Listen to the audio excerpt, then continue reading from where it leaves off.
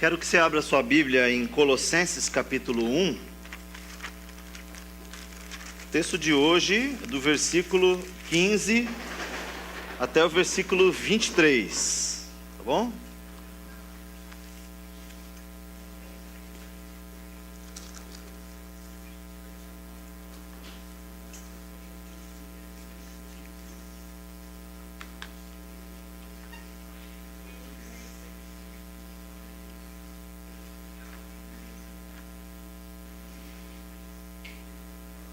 Acompanha aí, versículo 15.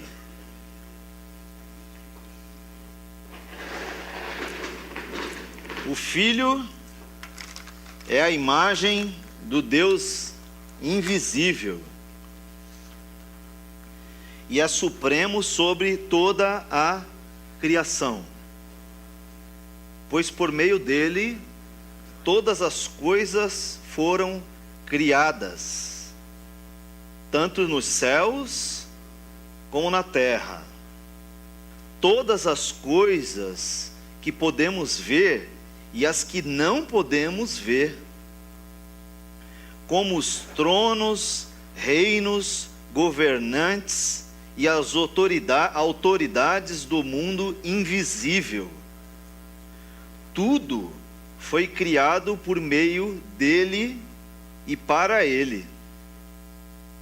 Ele existia antes de todas as coisas e mantém tudo em harmonia. Que bênção! Muito bem, que poder é esse, né? Veja que aqui ele fecha uma ideia e começa uma outra ideia. Está falando do poder de Deus, a soberania de Deus acima de todas as coisas, inclusive da existência. Então ele começa a partir do versículo 18. Ele é a cabeça do corpo, que é a igreja. Ele é o princípio supremo sobre os que ressuscitam dos mortos. Portanto, ele é primeiro em tudo, pois foi do agrado do Pai que toda a plenitude habitasse no Filho, e por meio dele, o Pai reconciliou consigo todas as coisas. Por meio do sangue do Filho na cruz, o Pai fez as pazes com todas as coisas, tanto nos céus como na terra. E aí ele fecha mais uma ideia para começar a outra, né? Então perceba que ele começa falando da soberania de Cristo acima de tudo e de todos, inclusive de tudo que há. E ele usa uma palavra para dizer que todas as coisas procedem dele, ou seja, tudo veio à existência por causa da existência de Cristo, né? E aí depois disso ele aproxima esse Cristo da igreja. Ele diz, olha, é esse Cristo que é Senhor da história, que é Senhor, né, sobre todas as coisas, inclusive da criação, que é o cabeça da igreja, que comanda a igreja. Que palavra de conforto, né, que ele nos dá aqui. Então ele diz que através desse Cristo, e aí ele vai repetindo algumas palavras, né? Ele usa a palavra tudo e toda para realmente abranger todas as coisas e tudo que existe ao senhorio dele, né? E aí ele começa a repetir também que ele é uma afirmativa que o próprio Cristo disse, eu sou. E lá no Antigo Testamento também o Deus se apresenta assim como eu sou, né? Então a confirmação de Paulo de quem é esse Deus, quem é esse Cristo que é o cabeça da igreja. Então ele repete isso algumas vezes, tudo, toda a plenitude, todas as coisas, ele fez a paz com todas as coisas, por meio de Cristo, por meio deste Cristo, há reconciliação para todas as coisas. E aqui, é claro que se evidencia para a igreja, né? Ele está falando para uma igreja, que nele, em Cristo, nós somos reconciliados. E também essa ideia de que todas as coisas em algum dia voltarão para o eixo do centro da vontade de Deus, como por exemplo a natureza, né? Como a destinação ou o fim do pecado, né? A dependência do ser humano dessa vida aqui ainda, né? Das coisas que são próprias dessa vida. Então tudo isso, iniciou-se um processo de findar. Então todas as coisas já estão reconciliadas com Cristo, mas ainda não, né? Chegará um momento em que essas coisas definitivamente serão mudadas, né? E aí ele começa essa terceira parte do texto, no versículo 21, dizendo assim: isso inclui vocês, igreja. Claro que em primeiro lugar a igreja de Colossos, né? Mas também nós hoje, igreja de Cristo, que antes estavam longe de Deus, eram seus inimigos e dele separados por seus maus pensamentos e ações. Agora, porém, ele os reconciliou consigo, por meio da morte do Filho no corpo físico.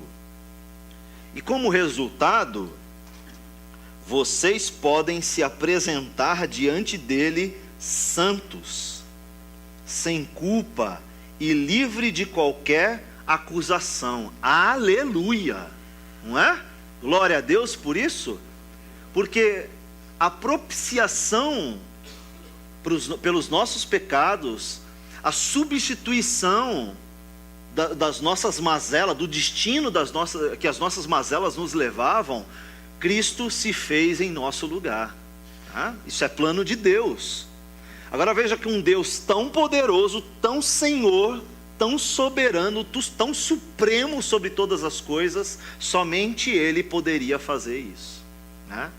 Quando Ele estendeu a sua mão para mim, foi aí realmente que o meu coração foi sarado, foi transformado, né? Esse é o nosso Deus, amém? Então, talvez você tenha chegado hoje aqui meio triste, cansado, enfim, mais uma semana que começa e as expectativas, né? Não só para o nosso país, mas para a sua vida pessoal, né? Seus planos, seus sonhos, o fardo da vida, o cansaço das coisas dessa vida. Essa palavra é uma palavra de esperança. É uma palavra de esperança porque em meio a esse contexto turbulento, nós podemos olhar para o nosso Deus, para o nosso Cristo e saber que Ele fez tudo aquilo que era necessário por nós. Tudo aquilo que nós não teríamos condições de fazer, Ele fez por nós. E nos deu a esperança de uma vida transformada. Não só isso, mas também de uma vida protegida, restaurada. Não só hoje, no dia a dia, mas também em relação à nossa eternidade, né? Na nossa condição humana. Deus estendeu a sua mão para nós e nos resgatou dessa vala comum de pecado e de perdição eterna, né? Ele fez isso por nós, né? E ele continua: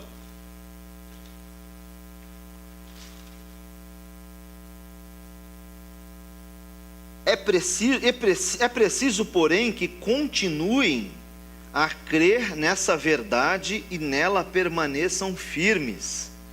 Não se afastem da esperança que receberam quando ouviram as boas novas, que foram anunciadas em todo o mundo, e que eu, Paulo, fui designado servo para proclamar. Tá? Ele termina falando de uma verdade, de uma doutrina que foi ensinada pelo próprio Cristo, pelo estilo de vida, não só isso, pela uma condição de vida nova, que se recebe por meio da sua morte na cruz, que se transformou na doutrina dos apóstolos, no ensino dos apóstolos, chegando até Paulo, né? E Paulo finalmente sendo um ministro, ou um enviado, ou um detentor, um portador dessa mensagem para as pessoas que viriam à frente, né? Então, a gente vai pensar um pouquinho sobre isso, né? Mas antes eu quero lhes posicionar sobre a cronologia de Colossenses, né? Então, quando você olha para essa carta de Colossenses, ela está localizada num período histórico, ok? Então, quando você olha ali para aquela ilustração, você percebe que no ano 30 depois de Cristo foi que Paulo se converteu, ok? Então, depois do nascimento de Cristo, 30 anos depois, Paulo se converteu, mais ou menos ali no período do ministério de Jesus, né? Próximo à morte de Jesus, ou se encontrando com Jesus ali a caminho de Damasco, né? Então, ele se converteu mais ou menos naquele período ali, através do encontro com o próprio Cristo, né? Então, depois disso, a gente verifica no ano 47 a 48, mais ou menos, a primeira viagem missionária de Paulo. Depois disso, do ano 49 aos 50, mais ou menos, houve o primeiro concílio em Jerusalém, onde foi realizada a redação da carta aos Gálatas, né? Então, a primeira carta foi redigida nesse período aí, ali próximo do concílio em Jerusalém, né? No ano 49 ao 52, depois de Cristo, ou seja, depois da conversão de Paulo, cerca de 20 anos depois, mais ou menos, da conversão de Paulo, houve a segunda viagem missionária de Paulo, né? Depois disso, Paulo escreveu a epístola ou as epístolas Tessalonicenses, ali próximo do ano 51, a carta aos Tessalonicenses. Depois disso, no ano 54, ou seja, 21 anos, 22 anos mais ou menos depois da conversão de Paulo, Nero se torna um imperador de Roma, um grande perseguidor da igreja, né? Muitos crentes morreram por causa desse maluco aí, né? Muito bem, depois disso, no ano 56, 55, mais ou menos, no período em que esse Nero era o imperador, Paulo escreveu as cartas aos Coríntios, né? Período de muita perseguição, de muita morte, de martírio, né? de exterminação dos cristãos. Paulo escreve as cartas aos Coríntios, né? Muito bem, depois disso então, a terceira viagem de Paulo, a terceira viagem missionária, cerca de 56, 58 depois de Cristo, né? Após isso, Paulo escreve a epístola aos Romanos, 58 mais ou menos, tá? Depois disso, Paulo é preso, primeira prisão dele em Cesareia, 58, 60 depois de Cristo. Veja que mais ou menos quase 30 anos depois da sua conversão, né? E então Paulo é preso em uma prisão domiciliar em Roma, já em posse do imperador, né? Então Paulo também é preso numa prisão domiciliar antes da sua morte, antes do seu martírio. Então, finalmente, no ano 61 a 63, mais ou menos depois de Cristo, Paulo escreve as epístolas de Efésios, Filipenses, Colossenses e Filemão. Então, mais ou menos aí 30 anos depois da sua conversão. Após isso, o martírio de Paulo, no ano mais ou menos 61, parece ali, 67 depois de Cristo. Paulo é martirizado, é morto, é decapitado. Depois o falecimento do imperador Nero, um ano depois. E no ano 70, a destruição de Jerusalém. Só para você entender que a vida de Paulo não era docinho não, né? E é interessante, porque Paulo, ele vivia um período difícil para o cristão, tá? Porque em meio às igrejas para as quais Paulo escreve, existiam muitos judaizantes, pessoas que ensinavam um evangelho distorcido, ou seja, não era o evangelho puro. Eles misturavam um pouco questões do judaísmo, como por exemplo circuncisão, por exemplo, festas rituais de purificação, coisa que não poderia ou não deveria fazer mais, ainda mais dentro da igreja, depois dos ensinos de Jesus e dos ensinos dos apóstolos. Então, a gente falou um pouquinho sobre semana passada com o Creuze, depois disso. A cidade era um centro comercial tradicional, mas estava num momento decadente, né? Então, todo centro comercial naquela época do Império Romano, as cidades principais, eram cidades de passagem, onde muita gente passava por lá, então atraía coisas ruins, mas também atraía o progresso, mais ou menos Barueri assim, né?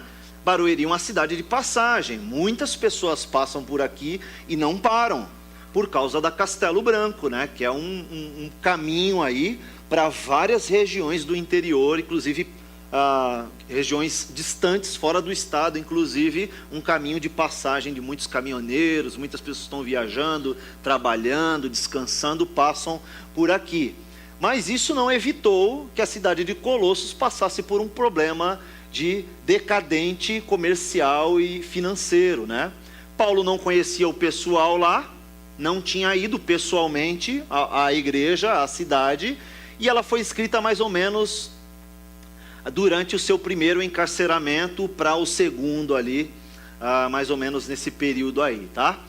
Então, só para você ter uma ideia sobre as heresias que aconteciam em Colossos, além dos judaizantes dentro da igreja, o pastor Creusi falou um pouquinho sobre isso semana passada, que havia entre eles os famosos gnósticos, né?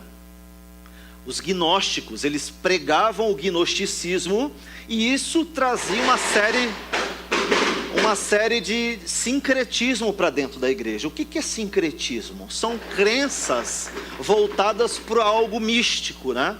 Então a mistura de várias crenças, de várias coisas, de outras religiões, estavam entrando dentro da igreja e mexendo com os costumes, principalmente mexendo com o ensino puro das escrituras, o ensino do evangelho. Então as heresias tinham essa natureza, e misturando o legalismo judeu com especulações filosóficas gregas e o misticismo oriental. Era uma salada de ensinamentos, né? Aí você fala, puxa, naquela época era ruim mesmo, mas hoje, glória a Deus, hoje a gente vive coisas parecidas, né? Você vai perceber que a gente muitas vezes se baseia em... A gente discutiu um pouquinho hoje na escola dominical sobre isso, né? Sobre o senso comum. Às vezes a gente tem algumas afirmativas, algumas afirmações sobre até o evangelho, que não se baseiam no evangelho. Esquisito isso, né? Mas muitas vezes a gente fala, olha, é tal coisa, eu tenho certeza, mas baseado no quê? Aí a gente fica, puxa... É como quando a gente começa a pensar segundo os preceitos bíblicos, então antes de eu pensar em algo e ter certeza a respeito de uma afirmativa do evangelho, eu tenho que olhar para algum texto e esse texto tem que me dizer essa afirmativa. Então eu afirmo, olha, Paulo era servo de Deus. Por quê? Porque eu tenho vários textos para provar que ele abandonava suas próprias vontades para fazer a vontade de Deus. Agora eu não posso dizer, Paulo era desobediente a Deus. Por quê? Porque sim. Não, mas o que a Bíblia fala? A Bíblia não fala isso, a Bíblia fala o contrário, né? Então dentro daquela igreja, esses tipos de ensinos eram muito divulgados, distorcendo a verdade da palavra de Deus, como hoje também acontece. Muitas vezes, vocês vão lembrar de vários pontos aí que você tem visto e ouvido por aí, né? Então, alguns pontos específicos sobre essas heresias, por exemplo, a observância do sábado. Você conhece a igreja hoje que guarda o sábado? Conhece? Por que guarda o sábado? Porque é um ensino que está em meio à igreja que é distorcido. Então se eu tenho que guardar o sábado, que é uma lei, é uma lei judaica para o judeu, veterotestamentário, ou seja, do Antigo Testamento, então eu tenho que guardar todos os outros mandamentos, todas as outras leis do judaísmo. Então, logo, se eu seguir todas as leis do judaísmo, eu não sou um cristão mais, eu sou um judeu. Então alguém vai falar, não pode marcar o corpo, aí, não pode fazer tatuagem, mas também não pode fazer a barba. Não pode aparar as pontas das barbas. A gente tem que sacrificar animal no templo. Tem que fazer um altar aqui, o Santo dos Santos. Quem que vai entrar lá? O sacerdote. Sacrificar um animal, né? A gente tem que voltar para a lei, então? Não, então a gente volta para a lei e só pega algumas coisas, é isso? Vamos pegar a guarda do sábado, porque não compromete em nada. tá, mesmo a ideia do guardar o sábado tem um princípio para a gente hoje. Não é que a gente tem que pegar o sábado e não ligar nem a TV, né?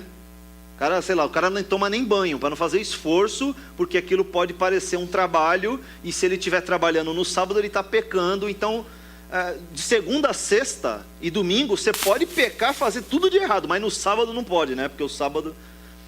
Mas qual que é a ideia do sábado, então? A ideia do sábado é que você tenha um tempo de reflexão sobre o seu tempo, sobre a sua vida, sobre o seu trabalho, sobre os seus estudos, sobre a sua família, sobre o seu relacionamento com Deus, sobre quem Deus é. É esse o princípio que a gente deve guardar do sábado, né? Então você tem que ter um momento, a ideia é que você não pode trabalhar de segunda a segunda sem ter momento de descanso. Você precisa ter um momento de descanso, para que esse momento seja um momento de reflexão acerca de quem Deus é. Agora, dentro da igreja eles estavam dizendo, tem que guardar o sábado, ou seja, chegou no sábado, se a tua empresa trabalhar no sábado, peça demissão, porque você não pode trabalhar no sábado. A mulher não pode cozinhar no sábado, então tem que fazer a comida um dia anterior e deixar tudo pronto. Então você não pode ir no shopping, você não pode dirigir o carro, você não pode... Por quê? Porque tem que guardar o sábado. Mas era isso que estava dizendo na lei? Era isso que Deus estava dizendo? Era isso que ele queria de Israel? Ou será que mesmo Israel entendeu errado esse ensinamento dos mandamentos? Será?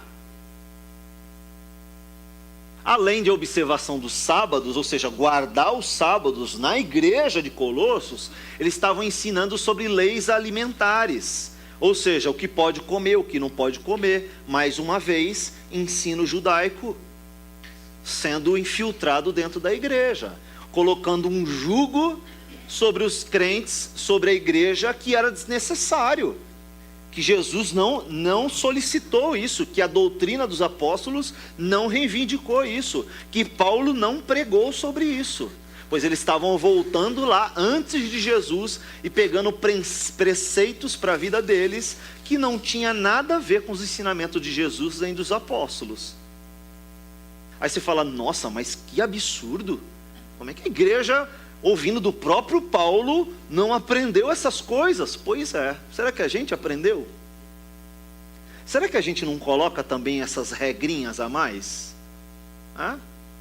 Será que a gente não impõe para nós mesmos algumas regras, para que você se sinta justificado? Porque só a graça para você não basta. Então você tem que ter o chicotinho, né? Sabe aquela história quando você peca naquele pecado que você detesta? Sabe aquele que você abomina? Que você se sente sujo? Então aí você pecou, naquela hora você fala, puxa, por que eu fiz isso? Então aí você não pede perdão, você não ora na hora para Deus pedindo perdão. Por quê? Porque você tem que esperar aquilo remoer no teu coração. Você fica esperando aquilo te causar uma angústia. Ou seja, você fica esperando um alto sofrimento, sabe? Você impõe sobre você um alto sofrimento para que você chegue no momento de pedir perdão, você fale, olha, Deus, eu estou arrependido. Está vendo como o meu coração está remoído? Está vendo como a gente coloca regra sobre nós? A gente não consegue ali na hora olhar para Deus e falar, Senhor, eu não tenho forças para te pedir perdão. Não tenho, eu estou aqui, um trapo. Me perdoa. Aí naquele momento, aquele perdão seu, é um perdão, sei lá, você não se sente pedindo perdão de verdade para Deus. Não é isso? Por favor, faça assim, porque senão me sinto sozinho, aí eu vou chorar aqui. Não é assim? Obrigado, Sandra, pela confirmação. A gente não se sente perdoado, porque a gente quer primeiro se martirizar um pouco. A gente quer se machucar, né? A gente quer sangrar interiormente, né? Pronto, agora eu sofri bastante, agora eu vou, Senhor, me perdoa. Porque a gente se sente cara de pau pedindo perdão logo depois, né? Ou seja, a gente está impondo sobre nós algo que Deus não pediu. Ele não falou que você deve sofrer um bocadinho antes de pedir perdão. Ele falou: Deus é fiel e justo para perdoar os seus pecados se você confessar. Não é se você chorar e se rastejar no chão, jogar cinzas e pano de saco, vestir pano de saco. Não, não é isso. Ele falou assim, se você confessar os seus pecados, Ele é fiel e justo para perdoar os seus pecados e te purificar de toda injustiça. Lá no mesmo texto de 1 João vai dizer que Ele é o justo juiz. Nós temos um advogado, que é Ele quem se apresenta diante do Pai, sendo o nosso mediador. É Ele quem vai até o Pai. E o Espírito Santo através dos gemidos inexprimíveis, porque nós não sabemos orar como convém. Percebe? Tão facilmente achei uma coisa rápida aqui. Coisas que a gente impõe sobre nós, que são falsos ensinos. Falsos ensinos. Vou te mostrar um outro falso ensino que está no meio das igrejas. Então, por exemplo, está doente, não está? Está doente. Foi no médico, fez exame. O que apareceu? Nada. Foi lá no pastor. Pastor, eu não sei o que está acontecendo comigo. Estou me sentindo mal. Estou chateado. Isso não é depressão não, mas eu estou chateado, estou triste. E sei lá, não sei o que é. Não sei, eu estou insatisfeito com a minha vida. Sei lá, eu preciso sair, dar um pulo, dar um salto, ir para outro lugar. Porque eu estou num lugar na minha vida, um lugar que não estou satisfeito. Eu preciso subir um outro degrau. Eu preciso andar na minha vida espiritual. E o pastor fala: filho, ora por isso, vamos orar. Enfim, vamos pedir para que Deus toque o seu coração, para que Deus fale com você, e tarará, e tarará, tarará. Aí você passa uma semana, passa 2 semanas, beleza, tá legal, confia em Deus e tudo, ora, entrega para Deus, o teu coração sabe quem Deus é, você sabe o tamanho do amor de Deus, você sabe que Ele é justo e justificador, você sabe que Ele cuida de você, que nada vai nos separar do amor de Deus, nem altura, nem profundidade, nada vai nos separar do amor de Deus. Pronto, você sabe de tudo isso, mas ao mesmo tempo você ainda está, sabe, capenga, é isso. Aí vem aquele irmão sábio, aquele irmão ungido, aquele irmão cheio do Espírito, que você diz para ele assim: olha, eu estou nessa situação. Aí ele fala assim: ih, irmão, sei não, hein? O que foi, irmão? Qual é o seu conselho para mim? Ele falou assim: tem algum pecado aí.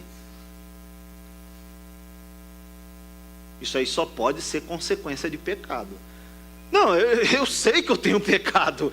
Aliás, eu tenho vários, mas tem algum aí que está escondido que o teu coração não te deixa falar. Não, é verdade, cara, eu reconheço, eu tenho os pecados, tem alguns mesmo que muitas pessoas não sabem e tal, mas cara, eu não acho que é isso. Ele fala assim: não, isso aí é pecado.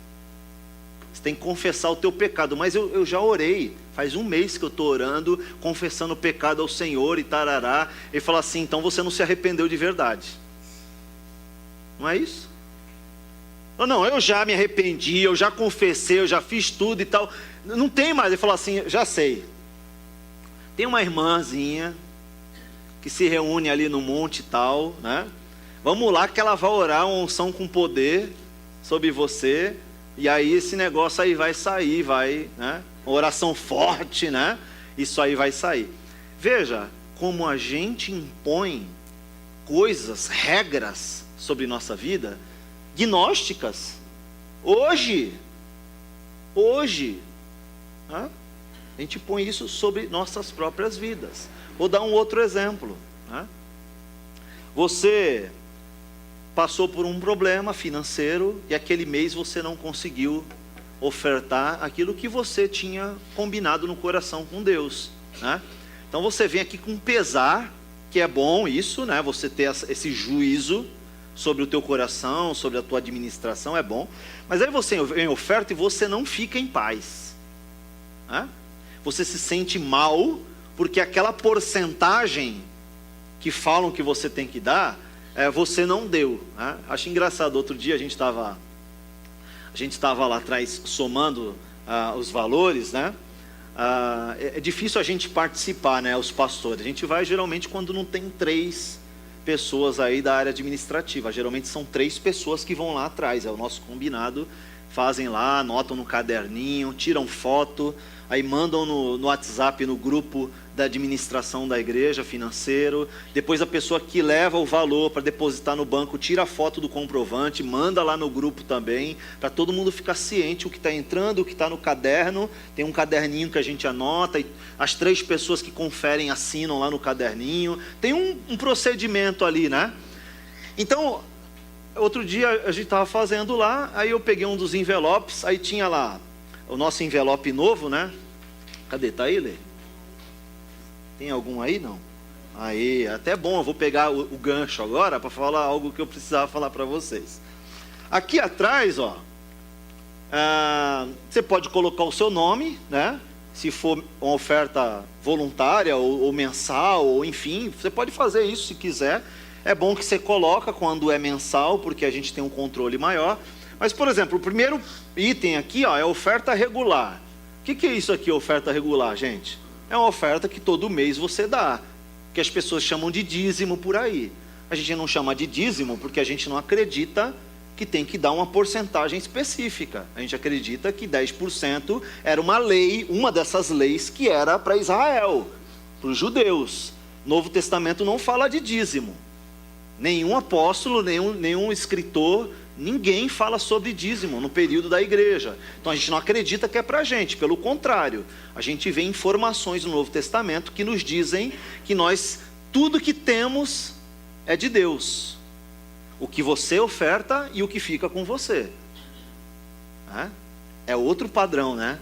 Então você pode vir aqui dar 5%, 1%, o que você combinar com Deus no teu coração. Mas saiba que o resto que ficou com você também é de Deus. Como você usa esse restante é tão espiritual quanto o que você faz quando traz aqui na frente. É outra responsabilidade, né, gente? Então por isso que a gente chama de oferta regular. Embaixo tem a esporádica, embaixo tem a missionária. A esporádica é quando você quer dar uma oferta, né, voluntária. Esse mês entrou um dinheiro que eu não sabia que ia entrar, então vou dar uma oferta voluntária aqui para a igreja. E embaixo oferta para missionário. Você pode fazer isso. Alguém veio aqui um dia, se foi você, por favor, não leve a mal, mas a pessoa riscou o nome regular e colocou em cima dízimo, né? Por quê? Veja que isso não é uma crítica, tá? Você tem toda a liberdade de continuar chamando dízimo, não tem problema. O nome em si não traz problema nenhum, desde que você entenda o conceito do negócio. A pessoa escreveu o nome dízimo porque ela não consegue se adaptar ao nome oferta regular. Ela não consegue se adaptar à ideia de algo que é voluntário, que é espontâneo, que não é uma regra. Entende? É uma regra que a gente impõe sobre nós, né? Coisas que a gente adiciona ao Evangelho, né? Que a gente vai levando e a gente nem se dá conta. A gente nem se dá conta, né? A gente também tem algumas regras ritualísticas, né? Veja como a gente tem regras ritualísticas. Por exemplo, você coloca a ceia aqui, né? Vamos servir a ceia, né? Aí está lá o pãozinho, o suquinho, todo mundo serve, participa da ceia. Acabou a ceia, o que faz com que sobra? Aqui a criançada devora e arrebenta tudo. E qual que é o problema delas devorar e arrebentar o suco e o pãozinho que sobra? Tem igreja que joga fora, no lixo. Por quê? Porque é sagrado o negócio, depois que orou. Gente, isso é um espelho do que a igreja católica acredita. A igreja católica, por isso que o pessoal não pega a hóstia na mão, né? Porque aquilo ali é o corpo de... Isso é um resquício ainda. Por que a criançada chega ao final do culto morrendo de fome, não pode chegar aqui e arrebentar o pãozinho? Pode ver, acabou o culto de ceia, a criançada já sabe, elas vêm aqui, ó, e devoram, arrebentam aquilo ali. Eu acho engraçado pra caramba. Por que a gente coloca essa regra? É uma regra ritualística. É uma regra ritualística. Vou te dar mais um. Tem vários, hein? Nós que nos gabamos de ser estudiosos da Bíblia, nós tradicionais, Conservadores. Vamos cantar ao Senhor? Vamos, igreja? Amém? Vamos, fique de pé diante do Senhor. Por que tem que ficar de pé? Alguém responde para mim, por favor, por que tem que ficar de pé na hora do louvor? Costume, cara. Costume. Não, porque em pé a gente está em posição reverente. Quem disse? Quem disse? Aí está o irmãozinho lá que é cadeirante e não pode ficar em pé. É o pecador miserável. Aí ele tem que falar, não, por dentro eu estou de pé.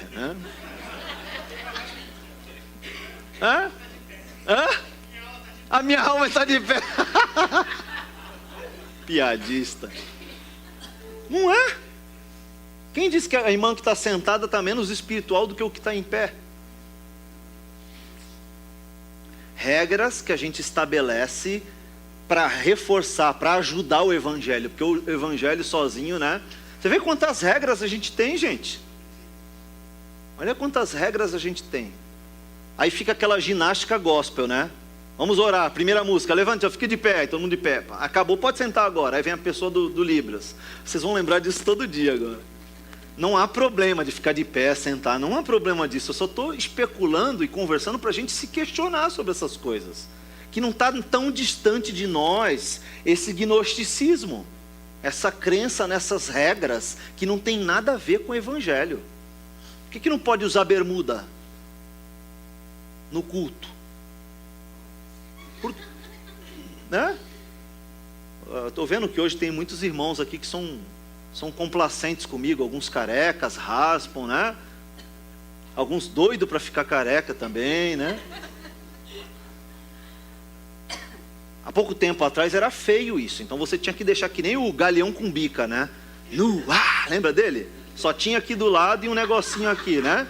Tinha que deixar, por quê? Porque raspar, passar a máquina é coisa de bandido, é skinhead. Gente, a gente dentro da igreja, a gente tinha isso. Hoje está na moda, né? Hoje está na moda. Não é? Olha lá o Black Power do cara, que coisa mais linda. É um dos caras que eu mais invejo nessa vida, olha lá. Ele não tem humildade nenhuma, ele avacalha com a gente, né?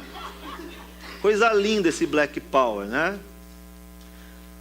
Vê, a gente estabelece regras sobre nós que a gente não sabe. Eles faziam isso e estabeleciam regras alimentares. Por exemplo, Semana Santa, né? Sexta-feira, como é que é? Que não pode comer o peixe, né? Não pode comer carne. Tem que comer peixe. Por que isso? Hoje eu fui almoçar na minha mãe é pernambucana, né? Minha mãe e meu pai. A gente foi lá almoçar, fomos votar em Santos, foi almoçar com ela. A gente vai vendo o sincretismo, e o nordestino ele é assim, né? Ele tem várias... E meus irmãos estavam morrendo de rir lá, porque minha mãe perdeu alguma coisa em casa, e meu irmão estava de longe só ouvindo, São Longuinho, São Longuinho. Se eu achar, eu dou não sei quantos pulinhos. Aí ela pega dois palitos de fósforo, ou é um só? Porque lá é assim, colocam dois cruzados de castigo. Põe um palito de castigo cruzado na janela e fala assim, São Longuinho, São Longuinho. Quando eu achar tal coisa, eu dou 3 pulinhos. Não te tiro daí se você não... O palito de fósforo, gente. Está de brincadeira.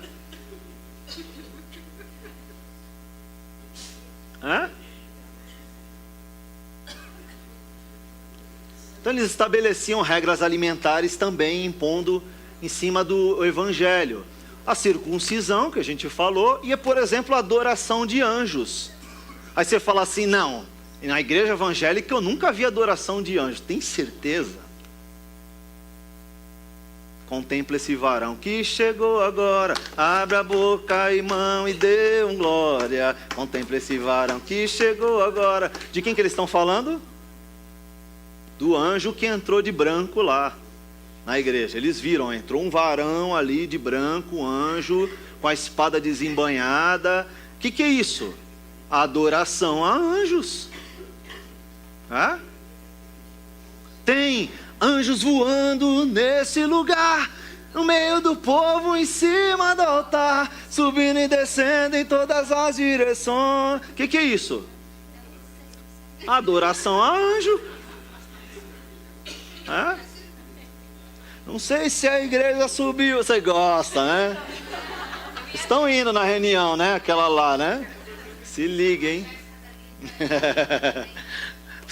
Tá virando musical esse culto, né? Da última vez foi Cassiane, agora... Eu não sei não, hein? É você também que tá... Acho que é o gnosticismo já. Hã? Por isso Paulo defende e enfatiza a importância cósmica de Cristo como Senhor da criação e cabeça da igreja, né? Você vê que no texto ele submete todos os poderes ao senhorio e à supremacia de Cristo, né? Parece que dentro da igreja já estava crescendo essa vertente de adoração, inclusive a anjos e outras doutrinas, justamente se sobrepondo à importância de Cristo para a igreja. E Paulo está voltando atrás e falando para eles: olha, cuidado com isso, cuidado, porque isso é heresia. Veja só, esse texto que nós lemos, até o versículo 20, talvez na tua Bíblia esteja configurada de forma diferente. Está aí? Tá diferente, né? Como é que chama isso? O parágrafo, né? Ele está centralizado, sei lá como é que está aí na sua Bíblia. Ele está desconfigurado, né? Ele está meio parecendo aí uma letra, né, de música ou uma forma poética, mas é justamente isso mesmo. Justamente isso. Esse trecho do versículo 15 até o 20 é uma poesia ou um hino. Agora, pasmem, é um hino gnóstico. Calma. Calma que não é heresia. Mas olha que interessante. Paulo, quando ele chega em Atenas, qual é a primeira... A gente falou de manhã isso. Qual foi a estratégia de Paulo em Atenas? Muito bem, Caio. Ele chegou em Atenas, chegou na Grécia, e o povo de lá era muito sincretista, né? Muito místico, né? Ou sincrético, acho que é sincrético. Muito místico, né? Então eles tinham um altar para cada deus que eles conheciam, ok? Então eles adoravam Deus tal, para não esquecer de nenhum Deus, ok? E aí, na perspectiva de ter esquecido algum Deus, eles criaram um altar e colocaram lá ao Deus desconhecido. Os caras eram tão místicos que eles criaram um altar sem nome de Deus, colocaram ao Deus desconhecido, ou seja, qualquer Deus que alguém chegasse ali, conhecesse, ou que surgisse entre eles, estava ali o altar pronto para eles não esquecerem de nenhum Deus. Quando Paulo entra lá e percebe toda aquela idolatria na região, o que ele faz? Ele pega aquele altar ao Deus desconhecido e fala assim: eu sei quem é esse Deus aí. E aí começa a pregar o evangelho para a igreja, para as pessoas lá, né? Falando de um Deus que era desconhecido para a gente. Eu sei quem é esse Deus aí, esse altar aí, eu sei quem é. E prega o evangelho para aquele povo. Pois é, Paulo está sendo estrategista aqui também. Ele pega um poema, um hino gnóstico, né? Alguns pensam que era uma própria escrita de Paulo, né? Outros pensam que era um texto pré-paulino, mas em homenagem a Cristo, e a maioria dos teólogos, dos estudiosos, creem que era realmente um texto anterior a isso, de origem gnóstica. E aí ele pega esse texto, a métrica, o hino, a rima, e aí ele faz uma paródia, né? Ele faz uma paródia. Sabe por quê que ele faz essa paródia? Vou exemplificar para vocês. Que música que é essa? Meu amor, venha pra cá pro meu lado, não fuja não, vem aqui pro Coringão, vem amor. Que música que é essa? Restitui. Como é que você sabe? Por causa da melodia, por causa da métrica. Você entendeu o que Paulo está fazendo? Paulo é muito louco, né? Paulo é demais. Ele pegou uma letra que os caras conheciam, um poema, um hino que eles conheciam, e fez o seguinte: trouxe uma mensagem para a igreja. Já que o gnosticismo estava entrando na igreja, estava se fortalecendo na igreja, desvirtuando o evangelho, ele usou um texto gnóstico para pregar o verdadeiro evangelho.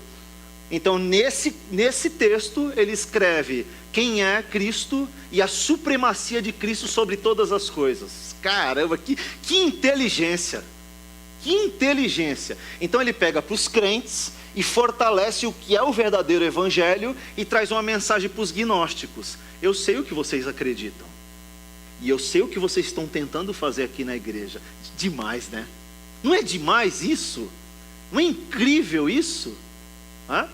E aí, além disso, além de escrever sobre quem é Cristo e a supremacia dele sobre toda a criação, sobre todos, tudo e todos, nesse mesmo hino, ele fala qual é a obra desse Cristo. O grande finale. Ele diz: olha, a obra desse Cristo é fazer as pazes do homem de novo com Deus. Então ele chega para o crente e fala: olha, vocês estão se desviando, mas há uma esperança, volte para o Cristo, porque somente Ele tem palavras de vida eterna, em outras palavras. E aí ele chega pro gnóstico com o mesmo texto, olha, isso é muito louco, e ele fala: olha, há uma esperança para vocês também. Cristo, ele reconcilia a paz que vocês não têm com Deus. Vocês querem se reconciliar com Deus? Não é através das regras da lei e da filosofia. Vocês devem se reconciliar com Deus através da morte de Cristo na cruz. Somente ela é capaz de reconciliar você com Deus. Não há outro jeito. Que lindo. Que lindo. Isso entra nas minhas veias, eu sinto isso correr aqui dentro, ó. De tão forte, de tão estratégico, de tão inteligente, de tão inspirado que é esse texto. Isso é incrível. Não há como ficar indiferente ao que está acontecendo aqui nesse texto. Tá? Agora veja que interessante, dos nossos tempos, a gente se engaja mais com questões políticas do que com o evangelho. A gente entra na internet para botar o revolvinho e falar: nós é 17, né? Ou a gente coloca lá Lula livre, né? A gente arruma uma briga. E o Facebook, ele ao mesmo tempo que ele está chato, ele está divertido pra caramba, meu. Porque tem uns caras que eles são bem-humorados, né? Tem uns que são bem-humorados, levam pro lado do humor. Então eu vi um assim que era engraçado. Do mesmo, como é que é?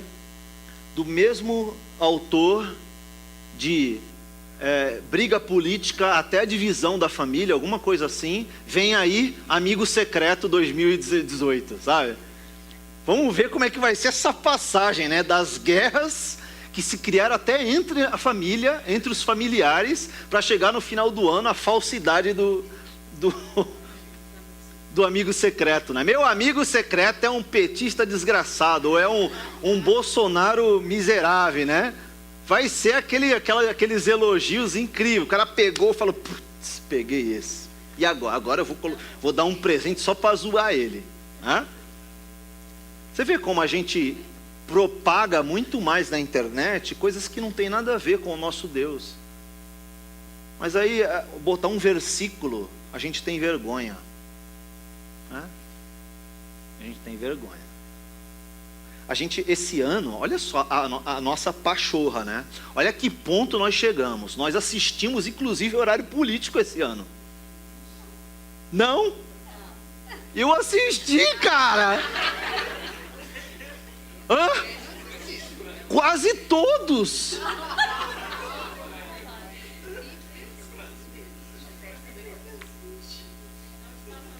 Obrigado, querida. Opa, já ia me recolher ali no meu esconderijo para chorar.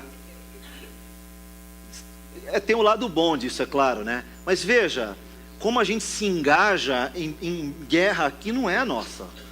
Nós não somos desse mundo. Diz a Bíblia que nós somos embaixadores, estamos aqui de passagem. Nós não somos daqui. As coisas dessa vida aqui, por mais que a gente tenha que realmente pensar e votar, eu não posso ir contra o que eu acredito. Eu acho que a gente, como crente, a gente tem que fazer diferença. A gente tem que ir lá e votar e pensar em fazer aquilo que é melhor mesmo para o país, porque, de acordo com a estatística, somos 25% do país. Então, se os crentes falarem assim, nós não queremos aquilo, vamos mudar, eles mudam, que é muita gente. É por isso que os caras estão indo, o cara é ateu, o cara vai lá na igreja católica lá, né? O cara levanta a mão, chora, é incrível como os caras se converteram de uma hora para outra. Do primeiro para o segundo turno, os caras se converteram, começaram a amar a família, a mudar as cores do partido, os caras fizeram de tudo, né? O outro começou a falar até versículo, não é? Fora de contexto, né? Fora de contexto que é uma beleza, mas usou ali o versículo como mote da campanha, inclusive, né? Ele declarou isso. Então veja a que ponto que o povo chega, porque sabe que os cristãos são muitos. São muitos. Quem se levantou contra os cristãos, perdeu. Perdeu. Quem pregou coisa declaradamente anticristã se deu mal esse ano. Você vê a quantidade de gente nova que entrou, quantidade de gente antiga que é envolvida com um monte de coisa que saiu. Tá? Então veja que nós nos engajamos em causas que não são nossas. Tá? E Paulo está usando coisas desse mundo, coisas que são próprias das pessoas, como oportunidade para falar do Evangelho. E não foi só uma vez que ele fez isso, né? Esse trecho do livro é um livro muito discutido, talvez é o trecho mais discutido, mais difícil, por causa dessa questão dele ser um poema ou não, né? A origem gnóstica, como a gente falou, uma homenagem pré-paulina, ou a própria obra de Paulo, são as dúvidas. Ou seja, vem de uma tendência gnosticizante. Paulo está submetendo para o seu uso uma confissão de fé. A fé apostólica na supremacia de Cristo e na sua vitória sobre os poderes espirituais. Uma possível correção de uma declaração pré-paulina de cosmologia. Ou seja, os gnósticos pregavam coisas sobre o mundo, né? Sobre a relação dos crentes no mundo e para com o mundo, que era totalmente contrário aos ensinos dos apóstolos. Então Paulo usa dessa artimanha para contradizê-los. Ok?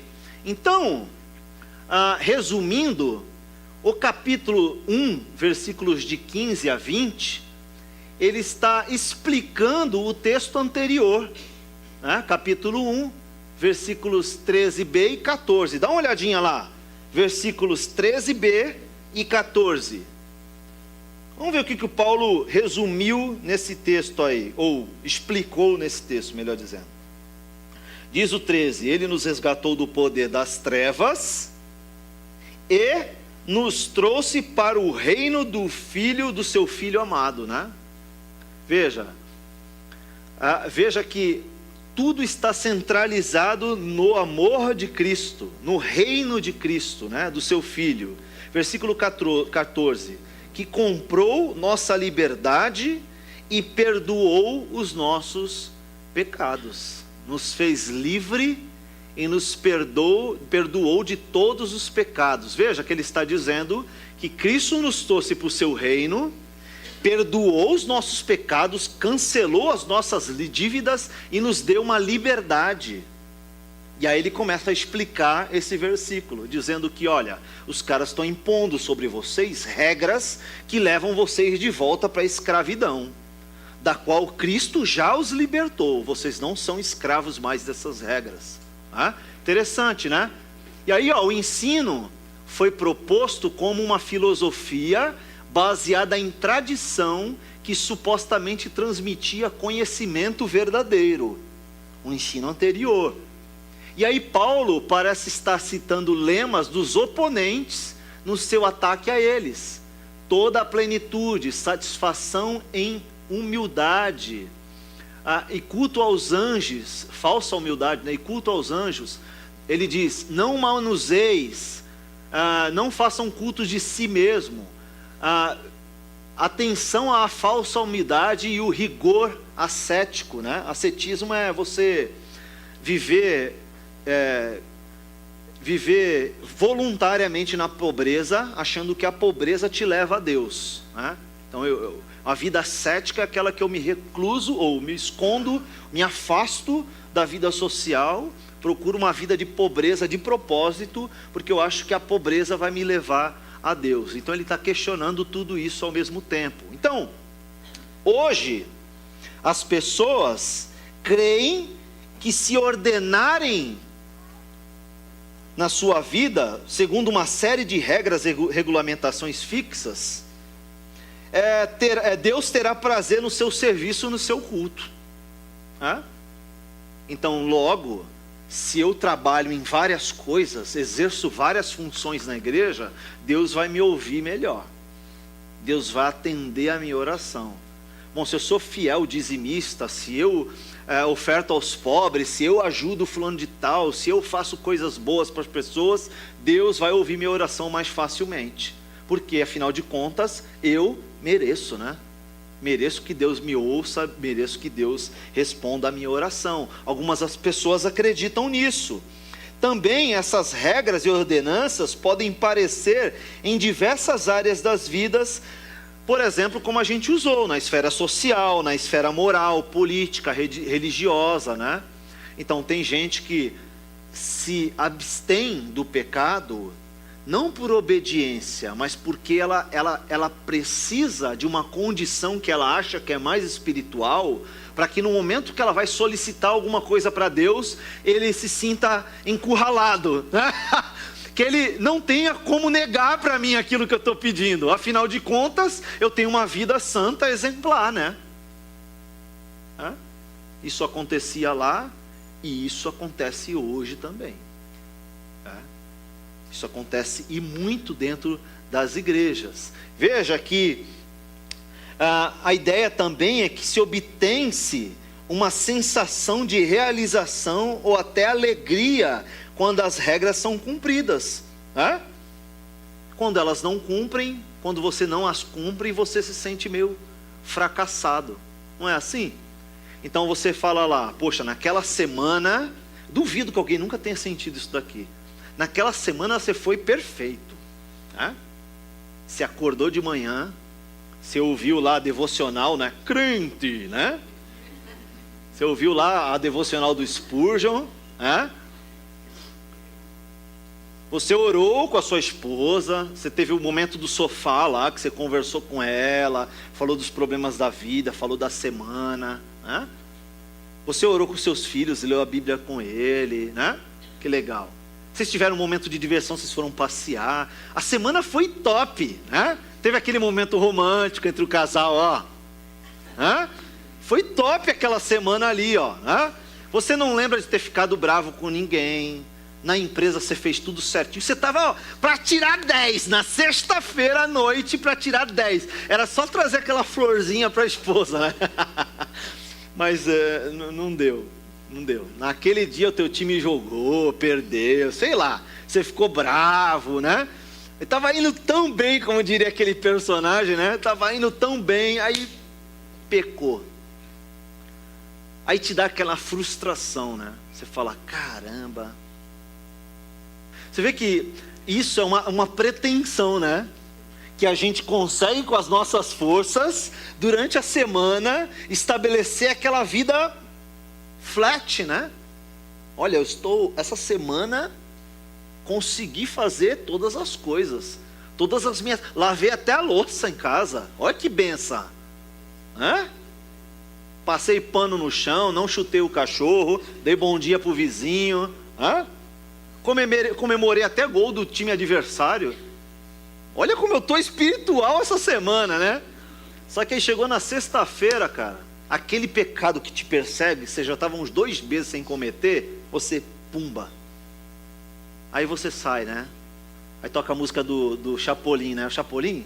Tinha aquela musiquinha do Chaves, né? A tristezinha lá. É triste aquela música, né, gente? Sai triste, desanimado. Vou me matar que nem o Didi, né? Vou me matar porque a vida não presta. Nossa, eu estava indo tão bem. No fim, você estava buscando uma perfeição que você não tem. E que não depende de Cristo, depende de você. Veja as armadilhas do nosso coração. Né? Tudo isso é fruto desse sincretismo, dessa tentativa com as nossas próprias forças estabelecer uma relação com Deus. Se você cumpre as tarefas, agora eu estou merecendo. Não cumpri as tarefas, puxa, eu sou o pior de todos os homens. Ou é 8 ou é 80. Ou é um extremo ou é o outro extremo. Ou eu estou seco ou eu estou ensopado, não tem meio termo, né? A gente vive tentando se equilibrar nessa corda bamba aí, né? Ou seja, todo esforço é autocentrado.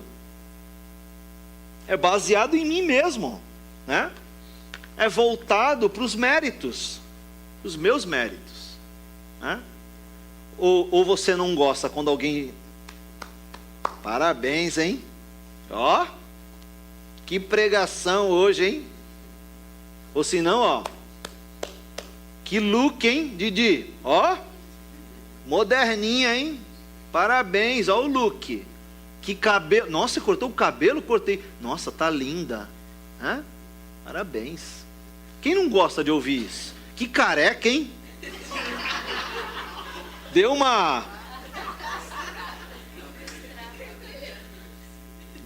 um trato hoje, né?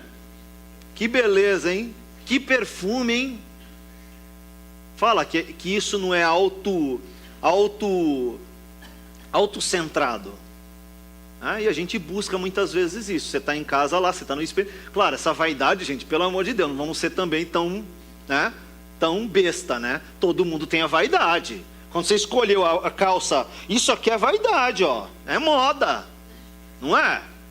Tem uma vaidade, uma certa vaidade, que gera até saúde pra gente. Você botar uma roupa limpa, um perfume, tomar um banho, cortar o cabelo, isso é higiene, né? Você tem que... Agora, quando você tá lá, hoje eu vou abafar, né? Você põe aquela roupa para chamar atenção mesmo, né? Aí é complicado, é autocentrado o negócio, né? Aí se torna problemático. Você pode estar buscando méritos humanos, mas a gente não se esforça tanto para essas coisas que são espirituais, né? Mesmo os crentes fazem isso, né? Mesmo os crentes podem escorregar para o lado do legalismo. Ou seja, qualquer ensino, prática ou intermediário, anota isso, hein? Que deprecie a singularidade e centralidade de Cristo é contrária à fé. Anota essa frase no para-choque do teu caminhão. Anota lá no teu celular, num bloco, tira foto, faz alguma coisa aí. Mas lembra disso, que qualquer ensino, primeiro, qualquer prática ou qualquer intermediário que deprecie a singularidade e centralidade de Cristo é contrária à fé. Hoje de manhã a gente falou um pouquinho sobre fé, né? Então, se eu busco algo em Deus que é para autocentralidade minha, buscando os meus próprios méritos, pronto, já saiu. Se ela não busca Cristo como central e nem Cristo como único na nossa vida, pronto, já perdeu. Pastor, mas como é que pode ser isso, né? Me dá um exemplo aí prático. Simples. Teu filho é mais importante do que Deus para você? Não? Está disposto a oferecer, levantar um punhal, crendo que Deus é soberano? Está disposto a fazer isso? Está disposto de abrir mão do teu filho para ele ir para a China, ser missionário lá no meio da... Se teus filhos falar hoje aqui, ó, pai, Deus falou comigo nesse culto, tu vai falar, que bênção, filho, graças a Deus. Deus me chamou para ser missionário. Que bênção, filho. Muito bom, né? Muito bom. Pai, e é na Venezuela. Para de brincadeira, moleque, cala a boca. Será que você está disposto a falar, amém, seja a vontade de Deus feita? Perceba que muitas vezes não está tão alinhado assim, né? É isso que Paulo está dizendo aqui. Às vezes o interesse das pessoas tem um cunho, né? Parece que é nobre, mas na verdade eles estão distorcendo. Estão distorcendo. Gente, quantas igrejas hoje em dia não pregam um falso evangelho? Pô, não estou falando do cara lá que tem o chapéu só dele não, porque lá é fácil de perceber. Estou falando de gente que a gente conhece, né? Igrejas que têm a aparência de uma igreja saudável, mas não são saudáveis, porque pregam o evangelho pela metade. Pegam o evangelho pela metade. Estava conversando com a Débora hoje de manhã, né, e com o Maciel sobre isso, né? Tem um caso que eles conhecem aí difícil, mas que a igreja não toma posição, né? Não toma posição. A pessoa é um dos líderes da igreja e não toma posição, não há uma resolução. Muitas pessoas conhecem o caso, mas ninguém faz nada, né? Porque dá trabalho você sentar com a pessoa e, né, exortar e correr uma milha com ela, e se necessário abandonar ela no caminho dela e voltar e falar, ó, agora daqui para frente você segue, porque você não quer ouvir ninguém, né?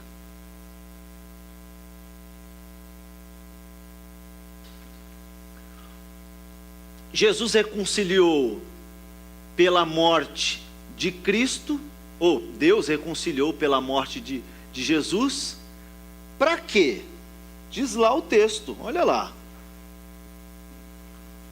Para que ele reconciliou então? Então, ele apresenta quem ele é um ser supremo, né? Está acima de todas as coisas, principados, potestades, ou seja, toda aquela hierarquia espiritual, né?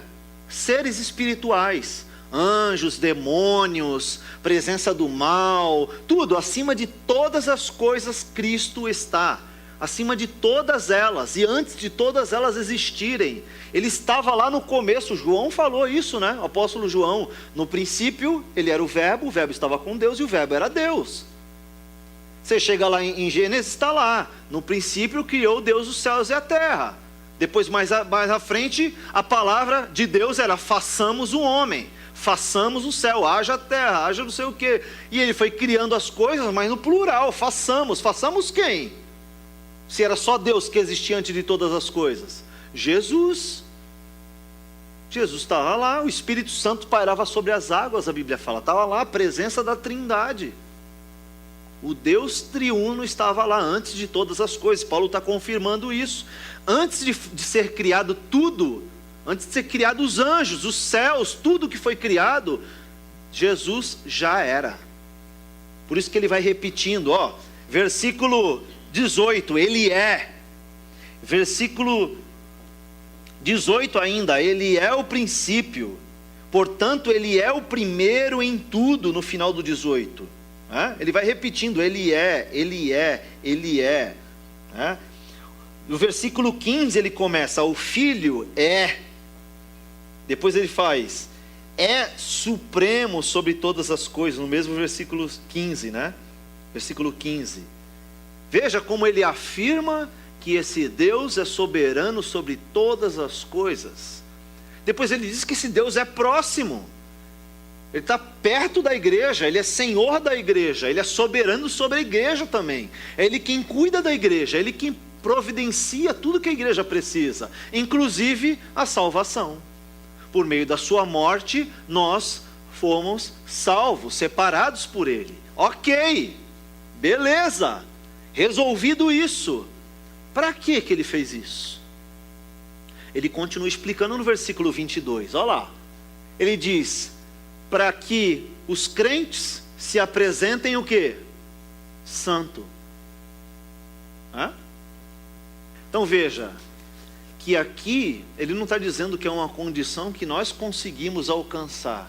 Ele está dizendo que o que Cristo fez nos propicia se apresentar para Ele santo.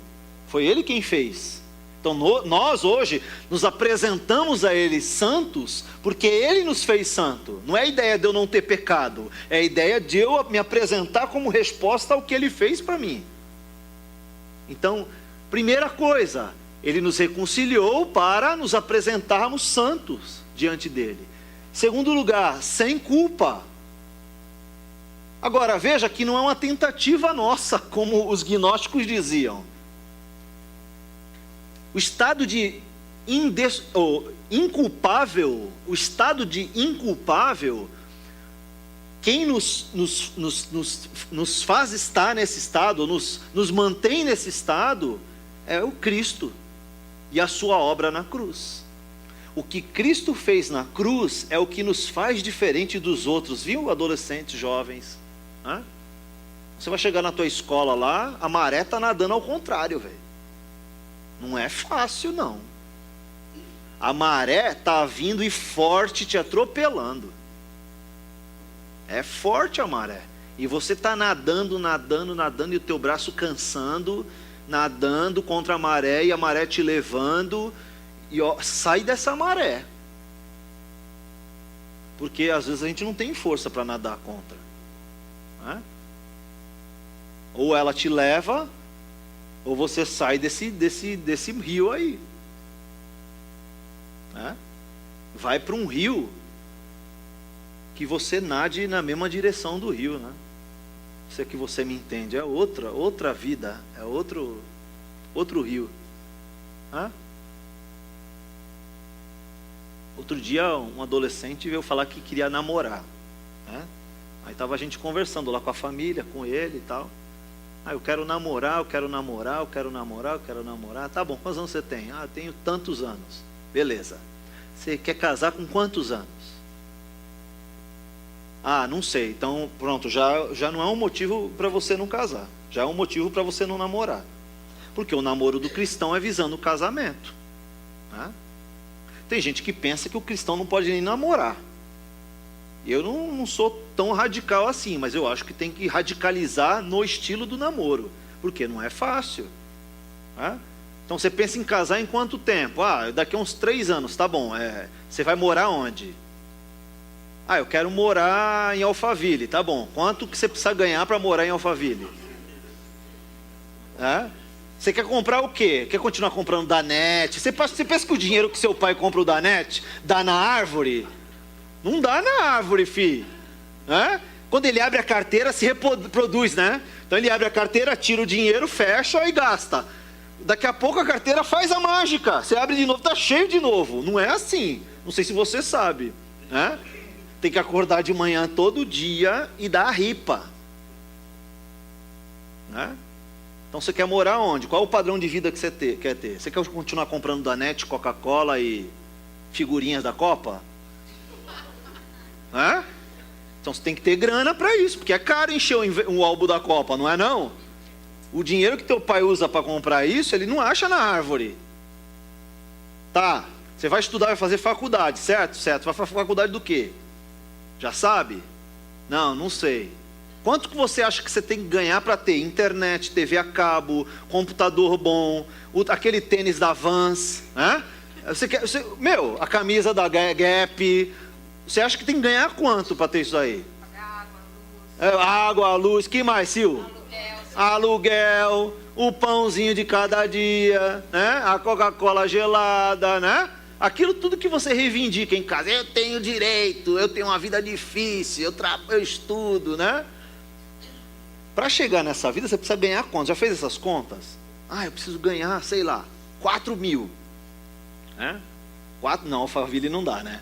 Aí você tem que abrir mão, você já tem que, né? Tem que abrir mão de algumas coisas, né? Você vai ver, aí você vai chegar mais ou menos ali quanto você precisa ganhar. Aí quanto você precisa agora de tempo na vida para chegar a esse salário, para ter essa estabilidade? Quanto tempo falta? Aí você faz as contas de mais ou menos quando você vai casar. Aí a minha dica é que você comece a namorar 2 anos antes, quando você estiver próximo dessa data aí.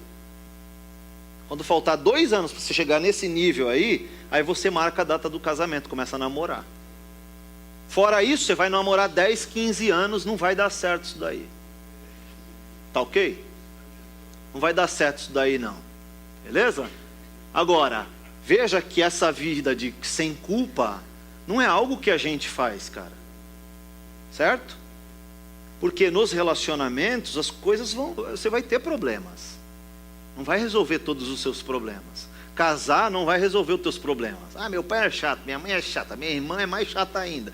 Não vai resolver o teu problema casar, porque você vai casar com uma mulher, né?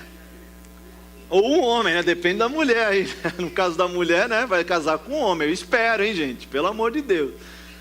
Aí quando você chegar lá, você vai ver que a mulher é chata também. Igual a sua mãe, ou pior que a sua mãe. Ou que o marido, ele é turrão e é chato, e é ausente, e é igual ao seu pai, ou pior que seu pai. Você vai falar, putz, não resolveu.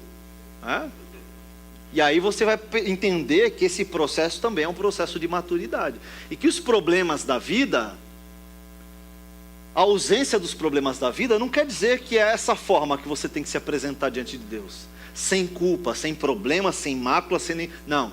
Essa é uma condição que Cristo nos coloca. Então quando você está lá na sua escola, nadando contra a maré, e a maré te engole de vez em quando, busque em Cristo a graça. Não se sinta o pior de todos os homens, também não se sinta folgado porque Cristo te perdoou, não, mas volta com humildade para Cristo e fala, Cristo, eu pequei, me ajuda aí, porque não é fácil não essa vida de jovem, né? Além disso, ele nos reconciliou para ser livres de acusação. Que ninguém tenha algo para apontar para a gente, porque em Cristo nós fomos justificados já. Além disso, continue a crer, permaneçam firmes e não se afastem da esperança que há em Cristo. E olha essa frase aqui do Carlos Oswaldo, sobre esse texto. O caráter e a obra de Cristo são supremos em sua eficácia, em favor do universo e especialmente da igreja. Então o que Cristo fez na cruz é suficiente e é eficaz na sua tentativa. Olha aqui as aplicações então que esses textos trazem para a gente. Primeira delas, o crente precisa entender a grandeza de Deus. Parece uma frase muito familiar para a gente, então você olha e fala, não, eu entendo a grandeza de Deus. Nem sempre a gente coloca Deus no devido lugar, porque essas influências da vida, elas vão distorcendo quem Deus é. Veja que no versículo 15, ele diz assim, o Filho é a imagem do Deus invisível. Eu tenho um livro, que é um calhamaço desse tamanho assim, chama O Uso do Antigo Testamento no Novo. Certo? Então é um livro que ele traz só passagens do Novo Testamento, que na verdade é o uso do Antigo. Os autores que conheciam o Antigo Testamento, então eles estão falando sobre determinada coisa, então eles trazem uma ideia do Antigo Testamento sobre Deus e encaixa ali e fala, tá vendo? A lei falava que Deus era assim. E ele faz isso aqui. No versículo 15, ele faz o seguinte, o Filho é a imagem do Deus invisível. Ele está trazendo uma ideia lá do Gênesis, da imagem de Deus que é projetada no homem. Então ele está trazendo essa mesma ideia para cá e dizendo que ele, o Cristo, é a imagem de Deus. Ele é o que Deus é, o Deus Pai, o Deus Criador, no caso no Antigo Testamento, lá no começo, em Gênesis. Cristo o é agora, ele é perfeita imagem. E veja que esse texto é interessante, porque ele não traz essa ideia de que é algo parecido. Ele diz que é exatamente a mesma imagem. Ele usa palavras para trazer essa ideia de que Cristo, ele é a imagem exata de quem Deus é, de quem o Pai é, de quem o Criador é. É esse Cristo. Ele é o nosso Deus. Então, nós precisamos entender o quão grande é o nosso Deus, né? Diria a música, né? Nosso Deus é grande. É muito grande. Que foge da nossa perspectiva, foge da nossa condição de raciocínio, de entendimento de quem é esse Deus, né? Também o crente precisa entender a grandeza do relacionamento com Deus. O crente precisa entender a grandeza do ato reconciliador de Deus, e o crente precisa entender a grandeza da postura de vida do reconciliado para com Deus. É isso que o texto está nos ensinando, né? Além de saber quem Deus é, de ter relacionamento com Ele, saber a grandeza da sua obra, né? Eu acho que isso nos faz ter uma percepção melhor de qual caminho nós devemos andar, de qual tipo de conduta nós devemos ter na vida. Eu quero terminar com essa frase do Dr. Hendrickson, tá? Diz assim, ó: com profunda emoção e humilde gratidão, o apóstolo conclui essa sessão e liga ao parágrafo seguinte, acrescentando: e do qual eu, Paulo, me tornei ministro. A real profundidade dessas palavras só pode ser compreendida à luz de passagens tais como 1 Coríntios 15, 9, Efésios 3, 8 e 1 Timóteo 1, de 15 a 17. Ou seja, um ministro do Evangelho é alguém que conhece o Evangelho, né? Olha aqui, está aí, né? Conhece o Evangelho e com alegria no coração proclama o Evangelho aos outros. Portanto, serve à causa do Evangelho, né? Lá no Palavra da Vida tem uma frase que eu lembro, e o Cristo também gosta dessa frase, que é assim: o servo que não serve, não serve. É? Se você é um servo e quer servir, você precisa se dedicar nisso, porque senão você não vai servir, não serve, não vai servir para glorificar o nome de Deus, né? Veja e perceba que essas influências dessa vida e dos falsos ensinos não mexam com o teu coração, né? Muitas vezes a gente se engaja em guerras, em batalhas que não são as nossas. Quero orar por isso, tá bom? Fecha os teus olhos, se você tiver, se sentir à vontade. Obrigado, Senhor, pela Tua palavra. Nós te agradecemos pelo Teu amor, te agradecemos pela obra do Teu Filho Jesus por nós. Pedimos perdão, pedimos que o Senhor nos ajude a nos comportarmos, respondermos positivamente a Sua obra, a quem o Senhor é. Por favor, Senhor, faça isso em nossas vidas, nos ajude. É o que nós pedimos em nome de Jesus. Aqueles que estão aqui, que ficaram em dúvida aí sobre o relacionamento contigo, aqueles que não te conhecem ainda, ou aqueles que estão um pouco perdidos aí na sua vida espiritual, peço que o Teu Espírito Santo revele para eles, fale ao coração deles, convença do pecado, da justiça e do juízo, que eles experimentam o verdadeiro Evangelho na vida deles também, Senhor. Nós oramos assim em nome de Jesus. Amém.